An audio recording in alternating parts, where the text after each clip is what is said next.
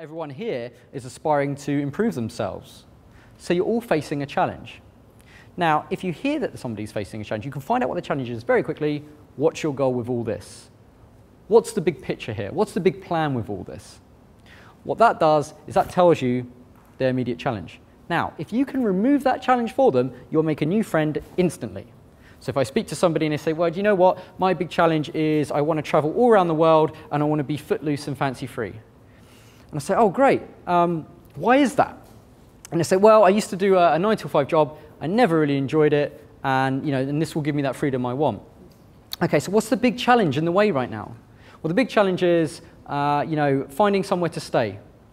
Now, if I know somebody in the destination they want to go to, so if they're going to Sydney, for example, and I know somebody in Sydney, I'll hook them up. I'll connect them.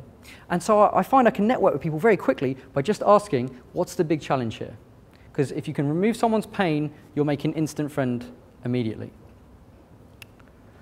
We talked about how compliance is really the sure sign that persuasion is going on. In other words, could you pass me that drink? Someone does. You've persuaded them to pass you the drink because they've complied with you.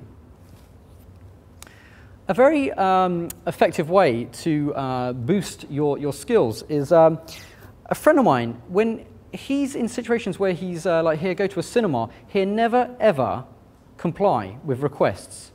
He's hacking conversation without even realizing it. So he'll walk up and he'll say, can I have a popcorn, please? And the person on the desk will say, sure, do you want an apple or orange combo with that? Now, what were the two options, apple or orange? So what do 99% of the population say? Apple or orange. So he'll say, I don't know. And it throws the person. Or he'll say, do you want apple or orange? Why? And so the person's left there going, because the orange one is really nice. I don't know.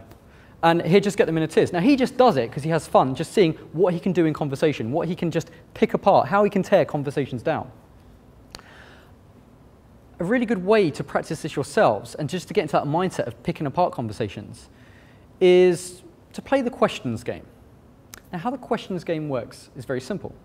You answer any question with a question. So, for example, if I say, are you having fun? Are you having fun? Oh, hang on. OK, so some people said yes, you all lost the questions game. And one person in the back said, are you having fun? How would you feel if I was? OK, so you lost the questions game. OK, so basically, if you answer somebody's question, you're complying with them on a very small scale, I might say.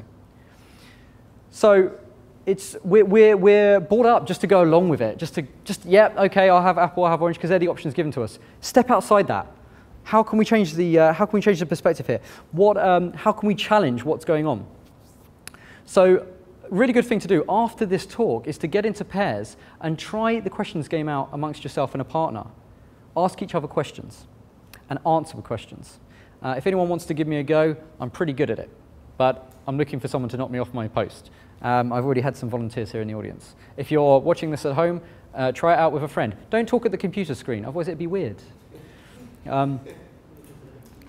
So I always, the French have this saying, I think it's the wit of the staircase.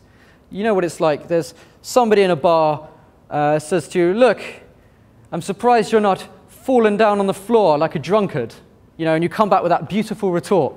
How was your last family reunion? And, and it's, oh, so witty.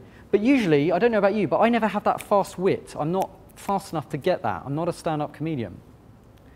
The next best thing we can do is use a hack on them. A mate of mine has a great one. Whenever I'd accomplish anything in life, like I beat my record for lifting the most amount of bench presses ever. Like I think it was 100K that I'd ever done. And, I'm feeble.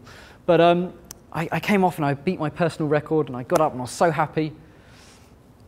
And I said, look, I've just beat my record. And he looked at me and went, how do you feel about that? And I was like, oh, well, I feel good. Yeah. And I started to justify my behaviors to him. Now I was complying with him. And I thought, that line, how do you feel about that? That's great. You can fire that back at any retort somebody gives you. Like, you, sir, a complete wreck of a man. How do you feel about that? Well, I feel quite upset, really.